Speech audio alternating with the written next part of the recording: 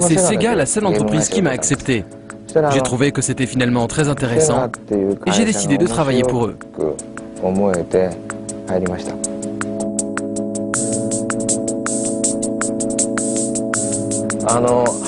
La borne d'arcade de Hang-On était énorme. C'était une moto avec des détecteurs qui transmettaient les informations à l'ordinateur lorsque le joueur se penchait à droite ou à gauche pour tourner dans les virages. Fort de son succès, Suzuki réalise ensuite Space Harrier, un shooting game très prenant qui rencontre un succès immédiat. Ensuite viendra Outrun, un de ses jeux les plus célèbres. Suzuki parvient à rendre une impression de 3D stupéfiante en utilisant uniquement des éléments 2D. Ce n'est vraiment pas compliqué comme concept. C'est presque trop simple. La 3D, c'est quoi? C'est qu'un objet au loin apparaît plus petit et inversement, il apparaît plus grand lorsqu'il est devant nos yeux. En partant de cette idée simple, il lui a suffi de jouer avec le zoom des sprites pour obtenir ce rendu. Mais en 92, un pas décisif est franchi avec Virtua Racing. Si ce n'est pas réellement le premier jeu de course en 3D, c'est en tout cas le premier qui donne une impression de réalisme si convaincant. Même si le jeu est très typé arcade, on parle pour la première fois de vrais simulateurs de course. Si j'avais vraiment pu faire ce jeu comme je le voulais, j'aurais certainement fait un jeu de rallye, un peu comme le Paris-Dakar. Mais bon, il fut décidé que ce serait un jeu de Formule 1. Mais comme c'était notre première borne en 3D, elle était incapable d'afficher beaucoup de polygones. Par exemple, pour faire les pneus, on avait si peu de polygones qu'on ne pouvait pas les rendre ronds. Ils étaient comme ça. On a dû trouver de nombreuses astuces pour que ça ne se voit pas trop. Virtua Racing proposait 4 angles de caméra différents. Cette option fut bien sûr reprise depuis par tous les jeux de course, mais à l'époque c'était très impressionnant. Il n'y a rien de tellement extraordinaire à ça. En 3D, les angles de caméra possibles sont infinis. Pour quelqu'un qui travaille dans la 3D, c'est quelque chose d'évident. Mais quand des gens extérieurs à l'équipe sont venus nous voir pendant le développement, ils trouvaient ça vraiment incroyable qu'on puisse changer l'angle de caméra. On s'est dit, hey, si pour quelqu'un de l'extérieur ça a l'air si extraordinaire, autant mettre carrément 4 angles de vue, vu que c'est si simple à faire. C'est drôle parfois de voir le décalage entre nous et les gens qui ne sont pas du métier. Tenez, par exemple là, je vais prendre une tasse dans ma main. Imaginons qu'elle soit en 3D. Ensuite, si on veut qu'une main en 3D prenne la tasse et la soulève de manière réaliste, c'est quelque chose d'extrêmement difficile à faire. Il faut calculer très précisément les zones de contact et que la main épouse parfaitement la forme de la tasse. Si on s'y prend mal, qu'est-ce qui va se passer? Eh bien, par exemple, il arrive que les doigts traversent la tasse.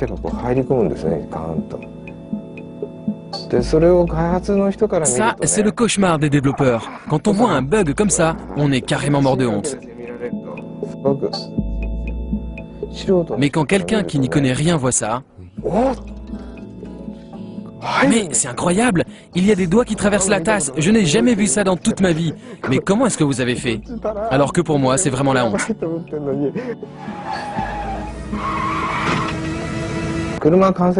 Une voiture est formée d'un seul bloc, si on accepte les roues bien sûr.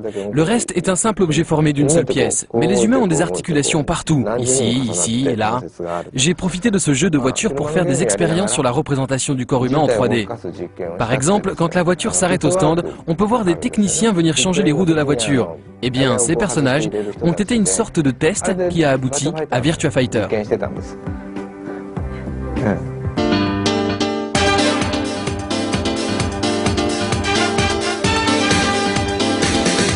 Le plus gros succès de Yu Suzuki est sans contexte Virtua Fighter.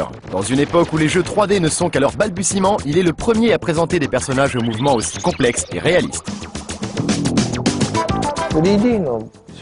Sur notre premier système de borne d'arcade 3D, il nous était impossible de mettre des textures. Les textures, c'est quand on prend les données d'une photo, par exemple, et qu'on les plaque sur un objet 3D. Ça, on ne pouvait pas le faire. On ne pouvait afficher qu'une couleur par face. Yu Suzuki réalise ensuite les 2 épisodes suivants, puis quitte le studio AM2. Il n'est plus en charge de la série qui continue encore aujourd'hui.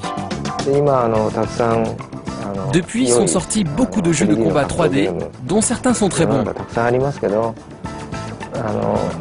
Mais si Virtua Fighter n'avait pas existé, on n'aurait peut-être jamais eu tous ces jeux de combat en 3 dimensions. Avoir été les premiers à le faire, ça reste notre fierté.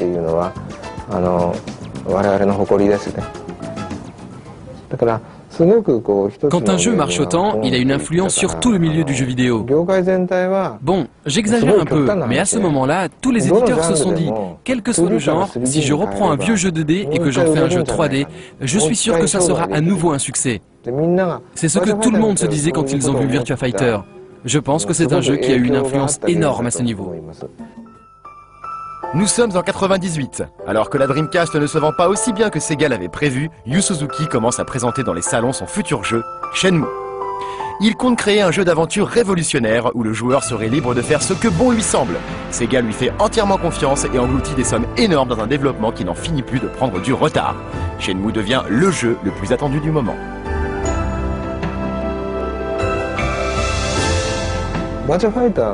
Oui, il fut question à un moment de faire un RPG tiré de l'univers de Virtua Fighter. Comme le nom était déjà connu dans le monde entier, on jouait la sécurité en se servant de sa popularité. On commençait à travailler dans cette direction. Mais au fur et à mesure qu'on avançait, le jeu trouvait sa propre originalité. Et finalement, on s'est rendu compte que le jeu se suffisait amplement à lui-même. On a donc décidé d'en faire un titre à part.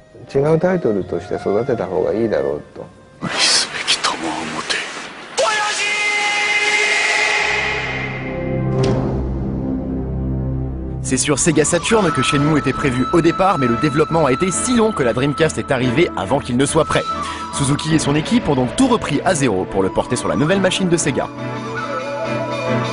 Une première démo est distribuée, ça s'appelle What's Shenmue et les joueurs stupéfaits découvrent que les scènes d'action se résument à appuyer sur une séquence de boutons. Ce système nommé Quick Time Event s'est finalement révélé plus efficace qu'il n'y paraît. Il y a très longtemps, quand j'étais au collège, il y avait un jouet électronique qui faisait fureur. Il était rond de cette taille-là, et il y avait 4 boutons lumineux qui s'allumaient en faisant bip. C'était le Simon. Pour un enfant de l'époque, ça faisait très jouet futuriste, et j'ai gardé ça dans un coin de ma mémoire.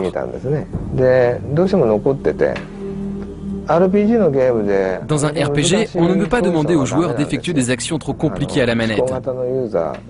Un jeu trop difficile à jouer aurait fait fuir tous les joueurs de RPG.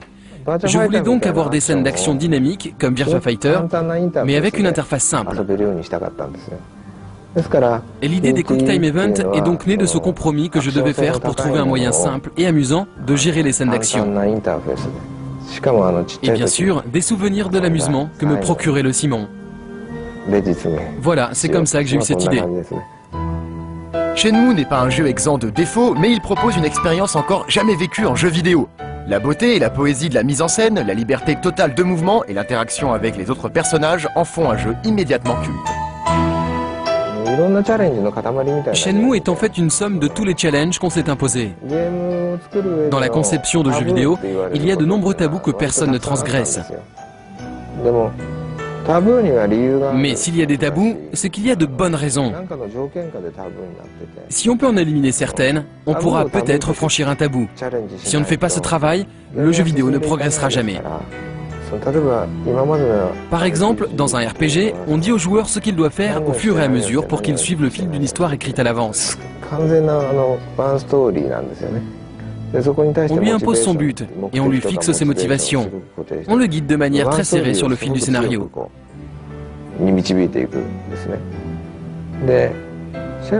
La grande différence de Shenmue, c'est d'avoir donné une vraie liberté aux joueurs. Il peut tout à fait mettre de côté le scénario pour faire autre chose. Il peut passer tout son temps dans la salle d'arcade ou aller jouer aux machines à sous tant qu'il en a envie. Déjà, rien qu'avec ça, on me disait que mon jeu ne se vendrait jamais. Mais on est allé encore plus loin. Normalement, ça ne se fait pas de mettre le joueur dans un environnement aussi vaste. Alors qu'au contraire, Shenmue et surtout Shenmue 2 plonge le joueur dans un univers incroyablement vaste et vivant. On ne se sent pourtant jamais perdu car il est possible de demander son chemin à tout moment en discutant avec tous les personnages. Et finalement, après Shenmue, on a vu arriver pas mal de jeux qui reprenaient certaines de nos idées.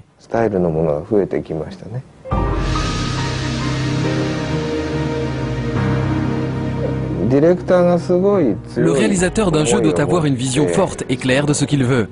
Et pendant le développement, il doit s'efforcer de ne pas sortir de son chemin en écoutant les avis des autres.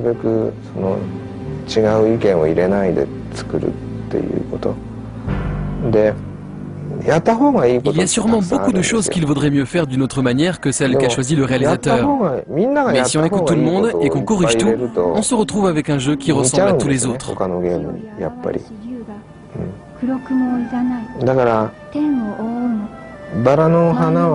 C'est beau une rose, mais si les épines ne plaisent pas et qu'on décide de les enlever, ça ne sera plus qu'un œillet.